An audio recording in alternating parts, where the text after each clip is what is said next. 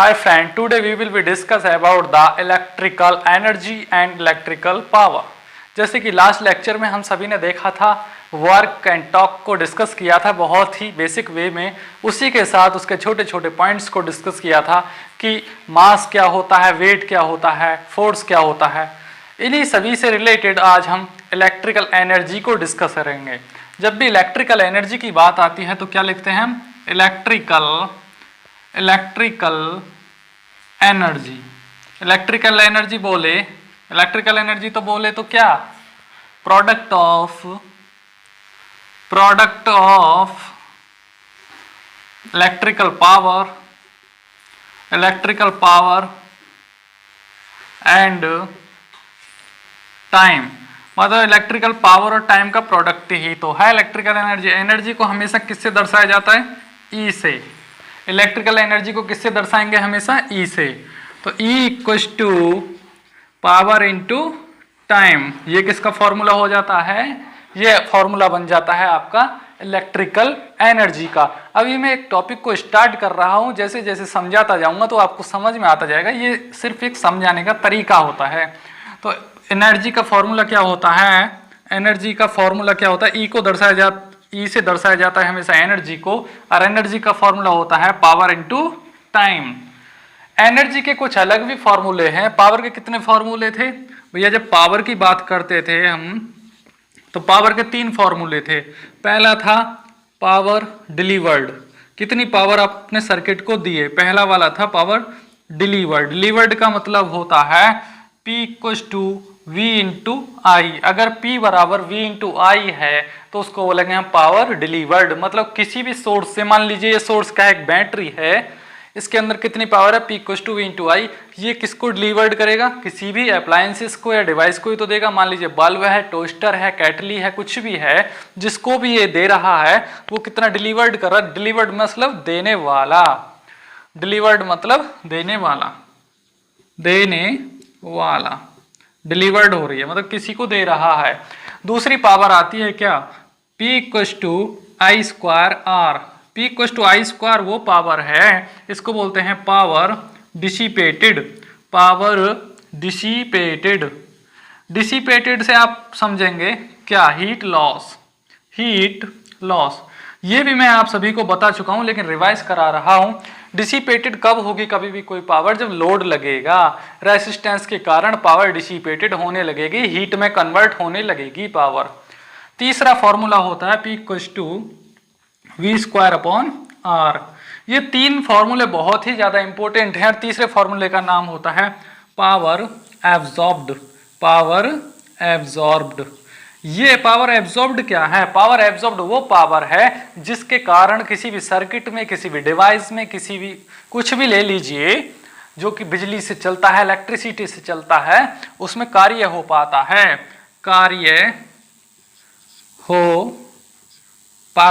इसको लिख देते हैं कार्य हो पाता है। पावर किसकी वजह से? भाई ये तो दिए, इतना लॉस हो गया, आई स्क्वायर आर लॉस हो गया, जो बची कुची उसको बोलेंगे क्या? P equals to V square upon R. मान लीजिए पावर 1000 वाट पावर दिए सर्किट में, पीछे से जनरेटर ने 1000 वाट दिया, 50 वाट का लॉस हो गया, उसको बोलेंगे आई स्क्वायर आर। ये है V इंटू आई दिए, आई स्क्वायर आर यानी 50 वाट का लॉस हो गया, प्लस कितने बचे? 950 वाट। इसको बोलेंगे P equals to V square upon R. ऐसे होता है, यानी कि power dissipated plus power absorbed equals to power delivered. मतलब किसी भी सर्किट में लॉस तो होता ही है। अब कोई भी आपका फैन चल रहा है या बल्ब जल रहा है, गर्म जो होते हैं ना, रियलिटी में गर्म नहीं, इसको लॉस बोलते हैं। इलेक्ट्रिकल पावर का लॉस है। कोई भी डिवाइस गर्म नहीं होना चाहिए कार्य करने के साथ, लेकिन गर्म तो होगा भाई। धातु का बना है, मेटल का बना है कोई भी पार्ट, तो उसमें लॉस तो होगा ही होगा। गर्म होगा तो हीट लॉस होंगे, और उन्हीं हीट लॉसेस को क्या बोलते हैं? आई स्क्वायर आर। होती ये भी पावर ही है, कैलकुलेशन में यूज की जाएगी। तो मैंने बेसिक बता दिया। मान लीजिए पावर में जहां भी पावर का फॉर्मूला है, इसको थोड़ा रफ करते हैं, इसको नोट डाउन करिए। तो पावर के आपने कितने फॉर्मूले देखे? 3। पावर के कितने फॉर्मूले देखे? P बराबर V इंटू आई। दूसरा देखा पावर बराबर आई स्क्वायर आर यानी डिसिपेटेड। तीसरा देखा पावर बराबर V स्क्वायर अपॉन आर। जहां जैसी सिचुएशन होगी, डिलीवर्ड की बात होगी, डिसिपेटेड की बात होगी या एब्जॉर्ब्ड की बात होगी, तो ये फॉर्मूले उसी हिसाब से यूज किए जाएंगे। ठीक है जी। अब हर एक में अगर एनर्जी निकालना है, यहां से हमें पावर तो दे रखा है, एनर्जी क्या है, product of electric power and time. Energy क्या है, यूनिट टाइम में कितना पावर किसी सर्किट ने एब्जॉर्ब्ड किया, यानी कि 1 मिनट में कितना किया, 10 मिनट में कितना किया, या 1 घंटे में कितना किया, उसी का क्या आता है आपके घर, टैरिफ। टैरिफ बोले तो बिल। मतलब 1 घंटे में 1 वाट खर्च कर रहे हो तो 1 वाट का आएगा, 1000 वाट कर रहे हो तो 1 यूनिट हो जाता है। तो वो आगे समझा जाएगा। अगर पावर में मल्टीप्लाई कर दें टाइम की, अगर पावर में टाइम की मल्टीप्लाई कर दें तो एनर्जी का फॉर्मूला क्या हो जाता है, E = V × I × T। भैया पावर का फॉर्मूला ये है, पावर में टाइम की गुणा हो गई तो क्या फॉर्मूला बन गया, एनर्जी का फॉर्मूला बन गया VIT। VIT मतलब वोल्टेज, करंट और टाइम। टाइम कितना हो सकता है, कुछ भी ले लो, 1 मिनट ले लो चाहे 1 घंटा ले लो। 1 घंटे की बात करोगे, 1 घंटे की बात करोगे तो उसको बोलते हैं 1 यूनिट।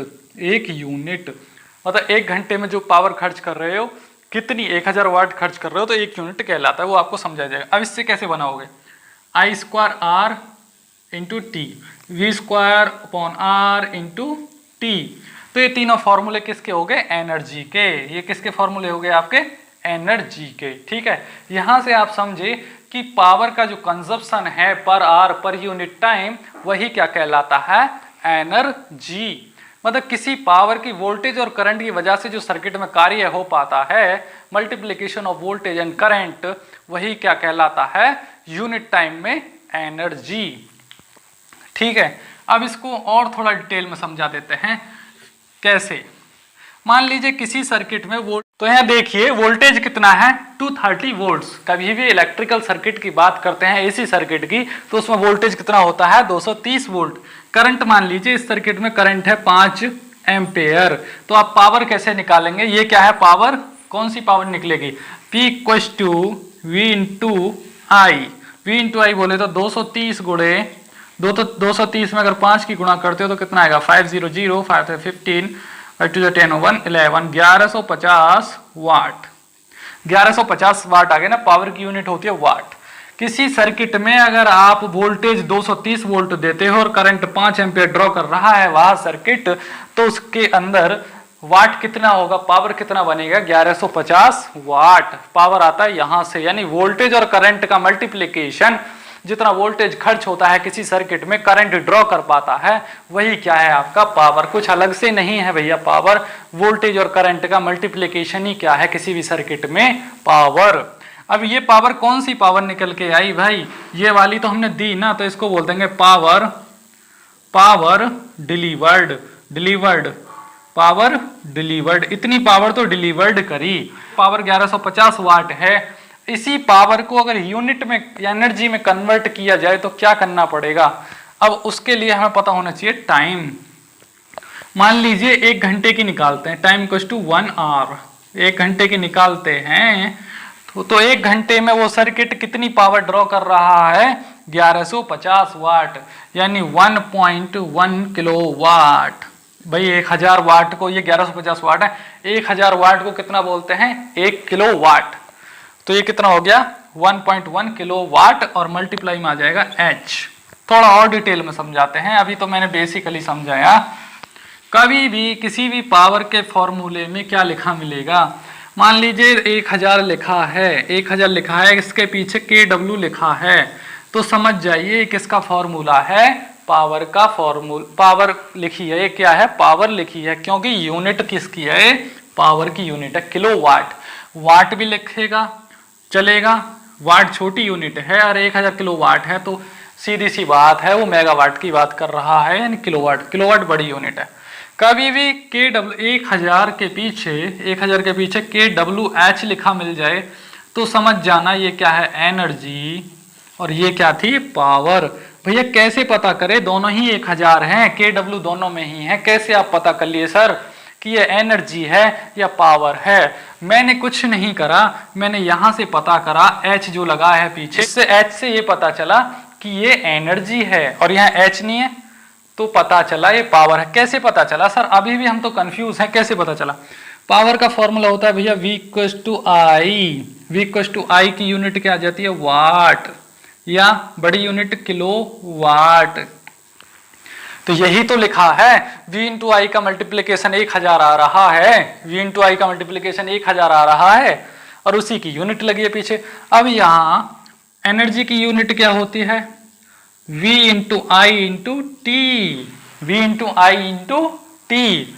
तो यहाँ क्या आएगा आपका 1000, मतलब ये 1000 तो रख गया, ये वोल्टेज और करंट का मल्टीप्लीकेशन है, तो इसकी यूनिट क्या आ जाएगी? वाट, वाट सेकंड। यहां से यूनिट क्या आ गई? Watt second.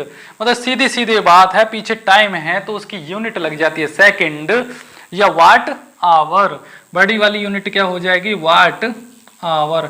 जैसे भैया इसमें किलो वाट से किलो वाट बना, वैसे ही इसमें वाट से आर बनेगा, किलो वाट आर हो जाएगा। यहां हो जाएगा किलो वाट आवर। तो आप समझ गए होंगे, जहां भी H लगा है वो होती है एनर्जी, और जहां भी KW लिखा है सिर्फ, वो होती है हमेशा पावर। न्यूमेरिकल आएगा, कंफ्यूज नहीं होना है, पावर ये है और एनर्जी ये है। H लगा मिलेगा हमेशा एनर्जी के पीछे। और अब आगे बताते हैं, ये तो हुआ बेसिक, अब थोड़ा और डिटेल में जाते हैं। अब हमारा पॉइंट क्या था? एनर्जी। एनर्जी हमने आपको बता दिया एनर्जी होती क्या है। अब एनर्जी बेसिकली हम पढ़ते हैं जब इलेक्ट्रिकल स्टार्ट करते हैं, V equals to W/Q formula पढ़ते हैं। V इक्वल्स टू W/Q, ये क्या है? पोटेंशियल वोल्टेज का फॉर्मूला है। ये क्या है? पोटेंशियल एनर्जी का फॉर्मूला, एनर्जी है। ये W क्या है? Potential energy. तो यहां से अगर मैं फॉर्मूला बनाऊं, W इक्वल्स टू VQ आ जाएगा भैया, मल्टीप्लाई होके भाई ये यहां चला जाएगा, तो W इक्वल्स टू VQ, ये क्या है? Potential energy. तो पोटेंशियल एनर्जी का फॉर्मूला क्या है? VQ, यानी volt into charge. Q is the coulomb. Charge की बात कर रहा है, इलेक्ट्रॉन की बात कर रहा है। वही क्या है? इलेक्ट्रॉन का फ्लो होना ही वोल्टेज के कारण। मान लीजिए कोई तार है, ये कोई वायर है और इसमें इलेक्ट्रॉन भरे हुए हैं, इसमें वोल्टेज अप्लाइड कर दिया, मतलब लगा दिया वोल्टेज, तो वोल्टेज इनमें धक्का मारेगा, इन इलेक्ट्रॉन में क्या मारेगा? धकेलेगा। मान लीजिए इलेक्ट्रॉन भरे हुए हैं और वोल्टेज आएगा पीछे से, वोल्टेज और धकेलेगा उस करंट के, मतलब कोई भी तार बना है उसको छोटे छोटे कणों से बना है, उन्हीं कणों को धकेलने का काम करता है वोल्टेज, इलेक्ट्रिक प्रेशर होता है। और जैसे ही धकेलेगा तो इस सर्किट में करंट पैदा होगा, और करंट पैदा होगा तो पावर ड्रॉ हो जाएगी किसी भी सर्किट में।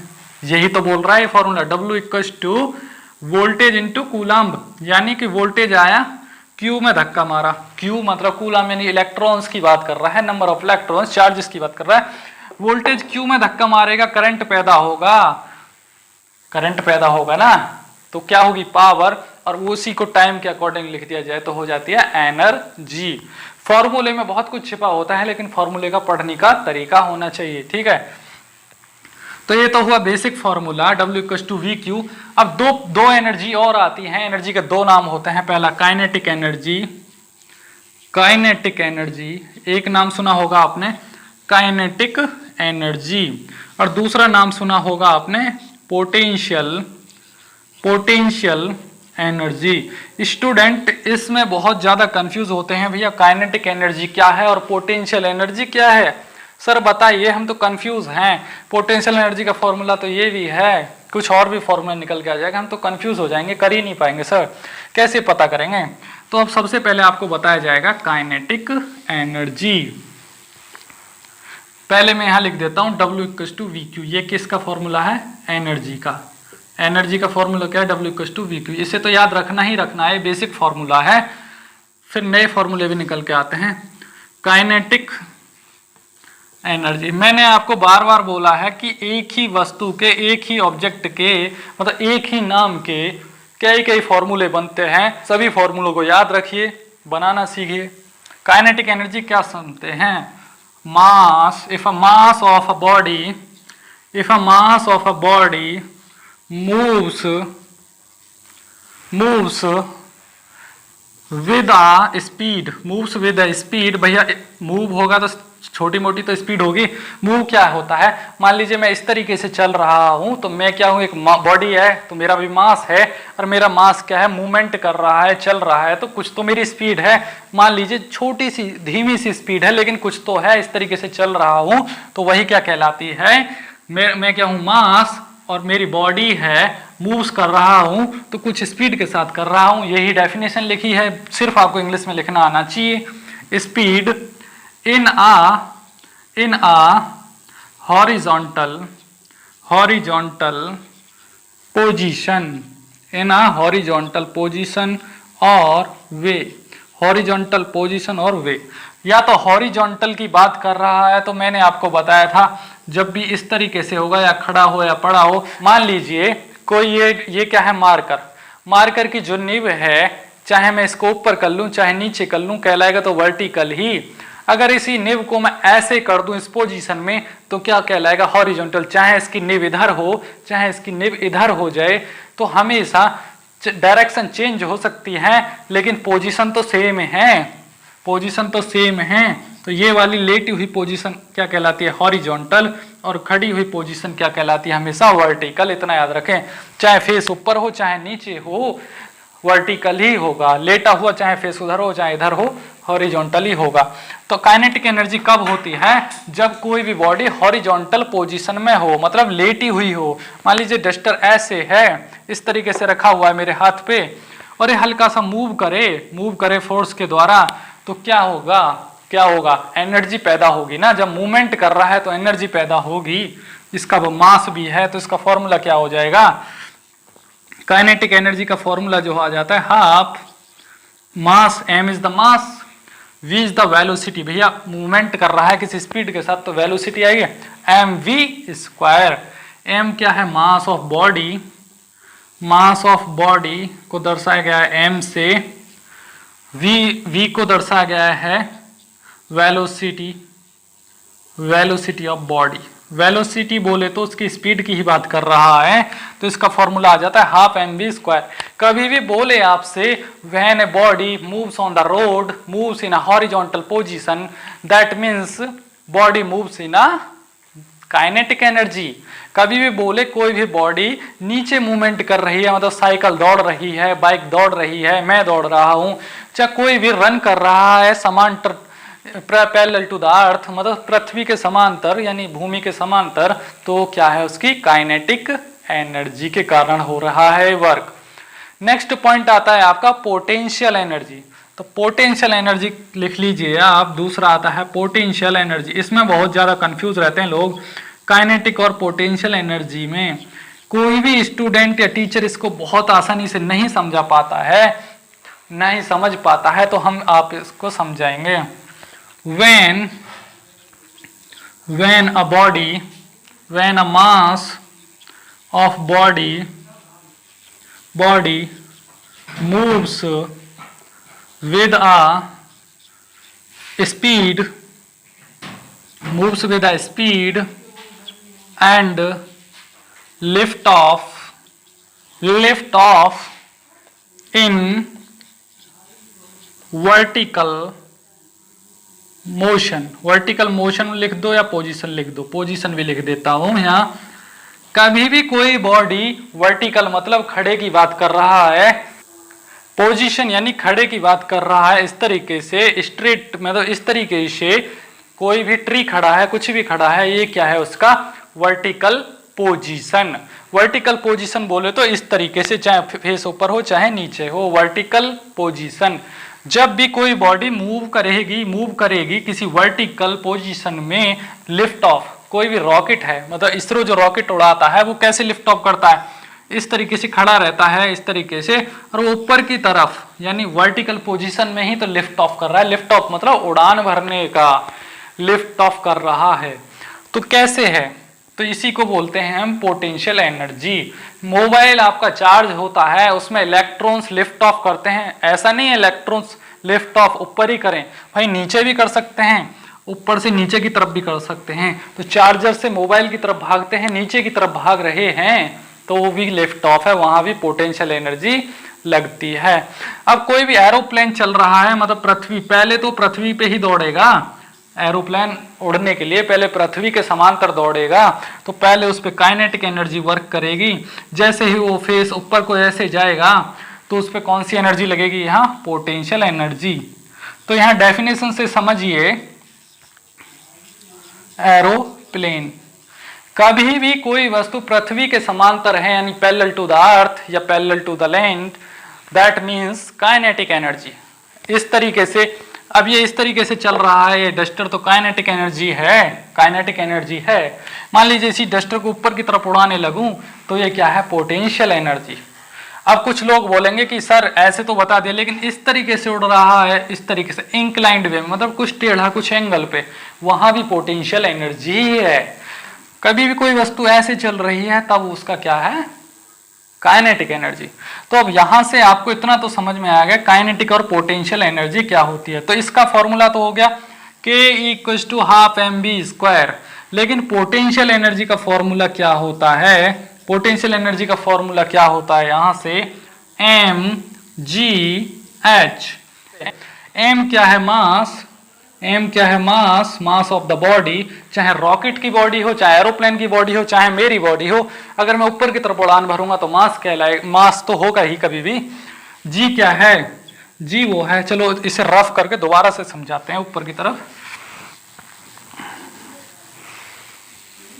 आज आपको काइनेटिक और पोटेंशियल एनर्जी अच्छे से ही समझा देते हैं, कभी कंफ्यूज नहीं होंगे आप। पोटेंशियल एनर्जी का फॉर्मूला क्या है, mgh। तो m क्या है, मास, मास ऑफ बॉडी। मास मतलब कोई भी उसका किलोग्राम में 50 किलो, 100 किलो, 150 किलो, टन भी हो सकता है।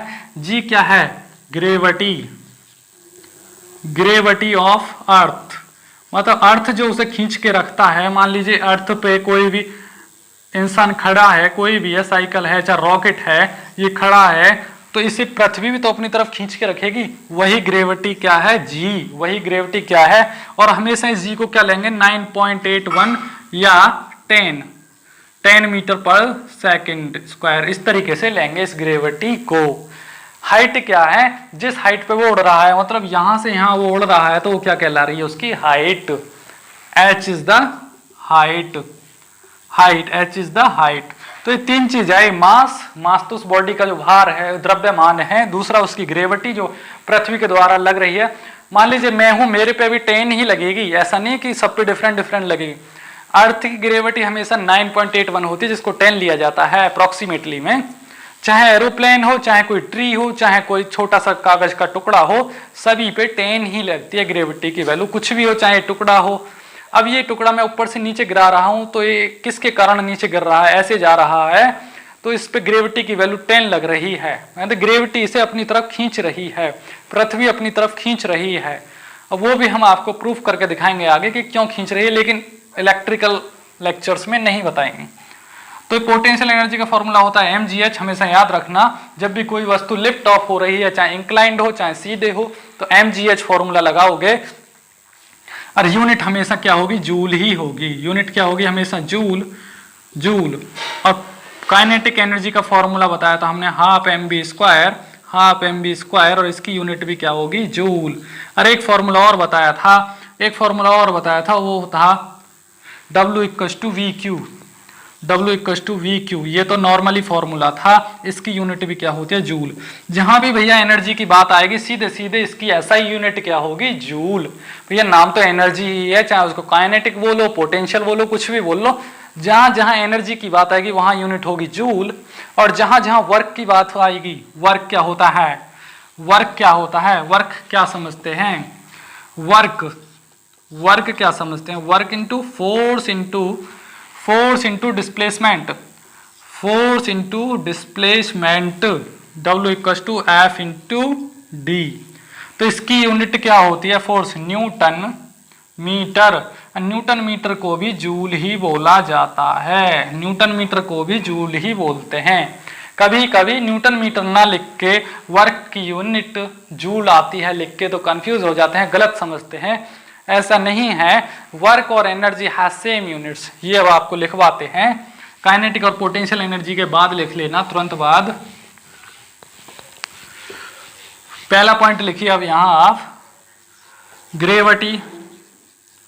Gravity of earth always gravity of are always on any object object चाहे कोई भी हो। एग्जाम्पल के लिए मैन ले लो, मैन इंसान हो, ट्री हो, चाहे एरोप्लेन हो, चाहे रॉकेट हो, कुछ भी हो भैया, ग्रेविटी सब पे कितनी लगेगी 9.81, जिसको अप्रोक्स में ले लिया जाता है 10 मीटर पर सेकंड स्क्वायर। 9.81 ले लो या 9 ले लो चलेगा, ठीक है, 9 भी चलता है, कहीं कहीं 10 भी चलता है, लेकिन रियलिटी में 9.81 होता है। दूसरा पॉइंट है आपका क्या, दूसरा पॉइंट क्या है, वर्क और एनर्जी। वर्क और ऑबलिंग इसलिए लगाता हूं, यानी कि वर्क और, इसका मतलब है और, वर्क और एनर्जी हैज सेम यूनिट्स। कौन सी यूनिट, ऐसा यूनिट की बात कर रहा हूं। वर्क और एनर्जी हैज सेम यूनिट, क्या, या तो लिख दो न्यूटन मीटर, इसको लिख देते हैं शॉर्ट फॉर्म में एनएम, न्यूटन मीटर लिखो, चाहे इसको जूल लिखो। वर्क और energy has same units, work और एनर्जी हैज सेम यूनिट्स, चाहे न्यूटन मीटर लिखो चाहे जूल लिखो। ये भी आपको प्रूफ करके दिखाया कि इसकी यूनिट न्यूटन मीटर और जूल क्यों हो। 3 एनर्जी सिखाएंगे। पहली सिखाई आपको काइनेटिक, भाई एनर्जी की 3 नाम होते हैं ना, पहली होती है काइनेटिक के काइनेटिक एनर्जी, दूसरी होती है पोटेंशियल एनर्जी पीई, और तीसरी होती है इलेक्ट्रिकल एनर्जी ई। ये मत समझना कि मैं मैकेनिकल के क्यों पढ़ा रहा हूं भैया, जहां भी मैकेनिकल के शब्द यूज होते हैं ना, टॉर्क हो, एनर्जी हो, मैकेनिकल कुछ भी हो, कुछ आपके इलेक्ट्रिकल में यूज होता है। आपकी मोटर भी तो मैकेनिकल का ही पार्ट है, लेकिन उसमें टॉर्क लगता है, इसलिए मैकेनिकल के कुछ शब्द भी इलेक्ट्रिकल में यूज किए जाते हैं। तो काइनेटिक आपको समझा चुके हैं, पोटेंशियल एनर्जी आपको समझा चुके हैं, अब समझेंगे इलेक्ट्रिकल एनर्जी। इलेक्ट्रिकल एनर्जी का फॉर्मूला होता है W=VQ, और इसकी यूनिट भी क्या होती है, जूल्स, और इन सभी की यूनिट क्या होती है, जूल, जहां बोले जूल, और इसी जूल को क्या लिख दिया जाता है, वाट सेकंड भी आएगा, कहीं न्यूटन मीटर भी आ सकता है भैया। तीनों यूनिट समान हैं, गलत नहीं होगा, न्यूटन मीटर लिखो, जूल लिखो, वाट सेकंड लिखो, चलेगा। इज एक्सपेंडेड इलेक्ट्रिकली, अगर 1 जूल एनर्जी एक्सपेंड हो रही है, 1 जूल बोले तो समझाएंगे होगी, 1 जूल मतलब 1 joule of energy electrically expanded when 1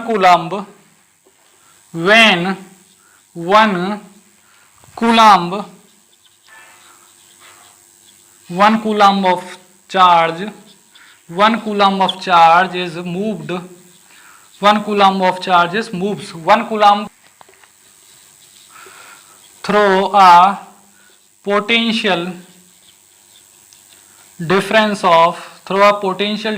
of 1 volt। क्या समझे आप इस बात से, मैंने क्या बोल दिया है, कंफ्यूज कर दिया सर आपने, एनर्जी की डेफिनेशन क्या लिखवा दिए। भाई इलेक्ट्रिकल के स्टूडेंट हो तो भैया इलेक्ट्रिकल की फॉर्म में ही लिखना पड़ेगा एनर्जी की डेफिनेशन को।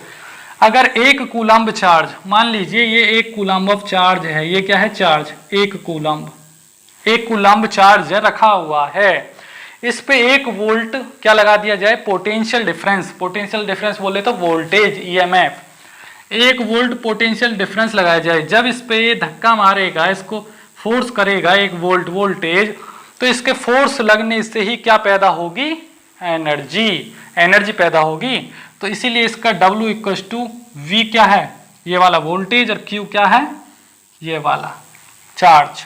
तो इसीलिए इसका फॉर्मूला क्या आ जाता है, W=VQ।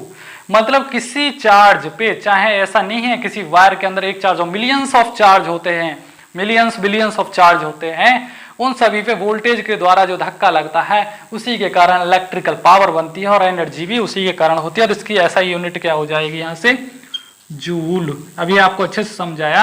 अब हमारा नेक्स्ट पॉइंट है, इसको रफ डाउन करिए।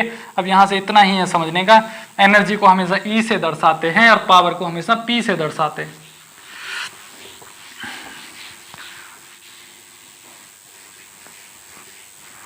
एनर्जी बोले, एनर्जी को किससे दर्शाएंगे हमेशा ई से, और पावर को हमेशा पी से। ठीक है, ये 2 पॉइंट आपके क्लियर हुए यहां से। नेक्स्ट है आपका कुछ इंपॉर्टेंट पॉइंट। जब भी हम 1000 वाट की बात करेंगे, 1000 वाट की बात करेंगे, WATT वाट। वाट समझ लिए, पहली बात तो वाट होता है वोल्टेज और करंट का मल्टीप्लिकेशन। अगर 1000 लिख रहा है तो सीधे सीधे समझ जाइए वोल्टेज और करंट का मल्टीप्लिकेशन है। एसी की बात है तो 230 में कुछ वोल्ट करंट मल्टीप्लाई हुआ होगा तब जाके 1000 बना है। ठीक है, 1000 वाट को बोलते हैं सीधे सीधे 1 किलो वाट। 1 किलो वाट, 1000 वाट बराबर 1 किलो वाट, और इसी को बोला जाता है यूनिट, 1 यूनिट। कभी इलेक्ट्रिसिटी की बात होती है, चाहे आपके टैरिफ की बात हो, चाहे आपके बिल की बात हो, तो 1000 वाट यानी 1 यूनिट की बात करते हैं तो हमारे घरों में जो बिल आता है बोलते हैं कि हमारे 1 यूनिट का कॉस्ट जो है लगभग 4 रुपये है। कॉस्ट जो बोलते हैं 4 रुपये या 5 रुपये, जो यूनिट की कॉस्ट बोलते हैं वो इसका होता है 1 किलो वाट यानी 1000 वाट का। समझ गए ना अब आप। अब कोई भी अप्लायंसेस मान लीजिए 1 घंटे में 2000 वाट खर्च कर रहा है तो इसका मतलब वो यूनिट 2 यूनिट खर्च कर रहा है तो कितने खर्च कर देगा, 8 रुपये खर्च कर देगा। अब ये सभी चीज मैं आगे सिखाऊंगा जैसे जैसे हम बढ़ते जाएंगे। यही एग्जाम में आता है कि कोई अप्लायंसेस 2000 वाट का है तो 1 घंटे में कितनी यूनिट खर्च करेगा, इससे एग्जाम में क्वेश्चन पुटअप किया जाता है। मान लीजिए 1 किलो वाट है तो कितने हो गए, 1000 वाट। मान लीजिए 1000 किलो वाट हैं, 1000 किलो वाट हैं, 1000 किलो वाट शॉर्ट में लिखे दे रहा हूं 1000 किलो वाट। तो 1000 किलो वाट को क्या बोलेंगे, 1 मेगावाट, 1 मेगावाट। अब आप कैसे समझे 1000 किलो वाट। 1000 किलो वाट बोले तो एक के पीछे कितनी जीरो, 1 2 3 4 5 6, एक के पीछे 6 जीरो, इतने वाट। मतलब इतने वाट, इकाई, दहाई, सैकड़ा, हजार, 10,000, लाख, 10 लाख, यानी 10 लाख वाट का 1 मेगावाट होता है। कभी भी मेगावाट की बात आएगी तो 10 लाख वाट की बात कर रहा है। उसको आप 1000 से डिवाइड दे देंगे तो यूनिट निकल के आ जाएंगी कि कितने यूनिट हैं। ठीक है, तो इसको 10⁶ भी लिखते हैं, 10⁶। ठीक है जी, 1000 मेगावाट की बात कर रहा है तो 10 लाख वाट की बात कर रहा है। या अगर किलो वाट में बोले तो 1000 किलो वाट की बात कर रहा है। ठीक है, एग्जाम में सीधा सीधा पूछा जाता है 1 मेगावाट बराबर कितने वाट, तो सीधे लिख दोगे 10 लाख वाट। 1 मेगावाट बराबर कितने किलो वाट, तो 1000 किलो वाट। अब हमारा समझाने का पॉइंट यही था, समझ गए। 1 किलो वाट आवर लिख दिया जाए तो इसको क्या बोलेंगे, हम क्या बोलेंगे, 1 किलो वाट आवर लिख दिया जाए तो इसको बोलेंगे एनर्जी। तो इसमें क्या मिलेगा जब यूनिट की बात होगी, H, 1 किलो वाट आर। तो ये तो पावर है, इतनी पावर 1 घंटे में अगर खर्च कर दी जाए तो उसको बोलते हैं हम 1 यूनिट। हमेशा किलो वाट आर की फॉर्म में लिखते हैं। तो 1 किलो वाट आर कितने के बराबर होता है, कितने के बराबर होता है, 1000 वाट के बराबर होता है। अगर 1000 वाट को 1 घंटे में मल्टीप्लाई किया जाए, मतलब आवर लगता है ना, 1000 वाट आर, तो आवर कितना होता है, 3600 सेकंड होते हैं ना। 1000 गुणे 3600 सेकंड, 3600 सेकंड होते भैया, मिनट सेकंड के हिसाब से इलेक्ट्रिसिटी का बिल आता है 1 घंटे का। 3600 सेकंड आता है कि 36 lakh watt second, 36 lakh watt second. ये कितनी आ गई एनर्जी, 36 लाख वाट सेकंड। बोलते हैं ना हमारी मोटर 5 हॉर्स पावर की है, तो हॉर्स पावर की जब भी बात होगी HP यानी हॉर्स पावर, यानी घोड़े की पावर, हॉर्स पावर। तो हॉर्स पावर क्या होती है, 1 हॉर्स पावर बराबर होता है, 1 हॉर्स पावर बराबर होता है 746 वाट के, यानी वाट के। और 1000 वाट बराबर क्या होता है, 1000 वाट बराबर होता है 1 किलो वाट। 1 किलो वाट बोले तो 1 यूनिट, 1 यूनिट, यानी 1 किलो वाट बोले तो 1 यूनिट। तो 1 हॉर्स पावर जो होता है 1 यूनिट से छोटा होता है। और मान लीजिए कोई मोटर 5 हॉर्स पावर की है तो 5 गुणा 746 कर दोगे तो उसकी क्या आ जाएंगे यूनिट निकल के। 746 में अगर गुणे करोगे 5 का तो 5 36, 5 चौक 20, 3 23, 2 5 7 35, 2 37, यानी इतने वाट आगे निकल के अगर 1000 का, भाई 1000 का डिवाइड देना पड़ेगा तभी तो यूनिट बनेंगी। तो ये आ जाएगा 3.7 किलोवाट आवर, यानी 3.7 यूनिट। तो कितना, कोई भी मोटर अगर इतने चले 1 घंटे में, ये मोटर 5 हॉर्स पावर की मोटर 1 घंटे में कितनी इलेक्ट्रिसिटी खर्च कर देगी? 3.5 यूनिट, यानी 3.7 यूनिट। ऐसे समझते हैं हॉर्स पावर को। यानी अगर 5 हॉर्स पावर बराबर 740 की मल्टीप्लाई कर तो एक हॉर्स पावर में कितने वाट होते हैं? 740। 1 हॉर्स पावर बराबर 740 वाट। 5 हॉर्स पावर के तो 740 की मल्टीप्लाई 5 में कर दोगे तो 3730 वाट आ गए। अब 3730 वाट के किलोवाट बनाओगे तो 1 किलोवाट बराबर 1000 वाट है, तो 1000 का डिवाइड दे दो तो 1 किलोवाट बन के आ जाएगा।